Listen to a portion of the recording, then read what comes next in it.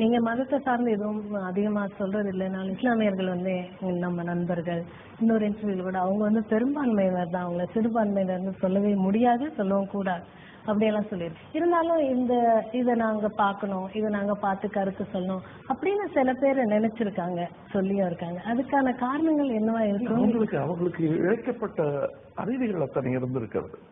அந்த சரித்திரத்தை அம்பேத்கர் அவர்கள் சொல்லி இருக்கிறார்கள்.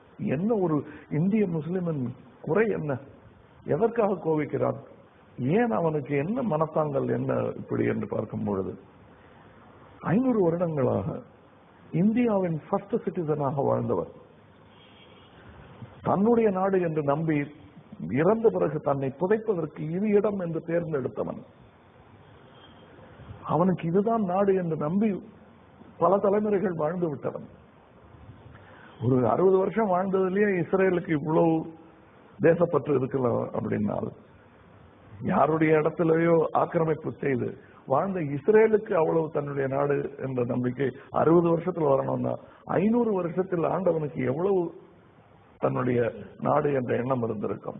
அந்த தேசப்பற்று காரணமாக அவன் ஆங்கிலம் கற்கவில்லை, ஏனென்றால் அது எதிரியின் மொழி என்று நினைத்தவன். அதனால் கற்க மறந்து மற்ற சாதியினர் எல்லாம் அவர் அடிவரடிகளாக மாறி, உயர் சாதியினர் எல்லாம் அடிவரடிகளாக மாறி அவர் எதிரிக்கு பணிபுரிந்து சேவகம் செய்து கல்வியும் பதவியும் பொறுப்பும் பெற்றார்கள். அப்பொழுதெல்லாம் இந்த முஸ்லிம் பின்தங்கி நின்றான். மற்ற தாழ்த்தப்பட்ட சாதியினர் கூட மதம் மாறி மேம்பட்டு கல்வி பெற்றார்கள். அது புரியும் பொழுது 100 வருடம் பின்தங்கி இருந்தார்கள். மற்றவர்கள் எல்லாம் முன்னேறிவிட்டார்கள்.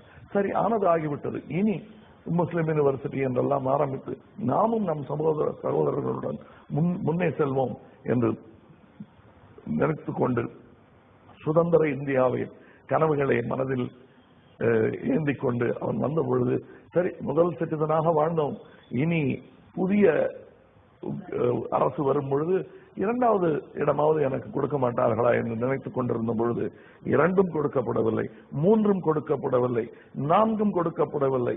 5வது நிலைக்கு தள்ளப்பட்ட கோபம் இருக்காதா என்பதை அம்பேத்கர் சொல்லியிருக்கிறார்.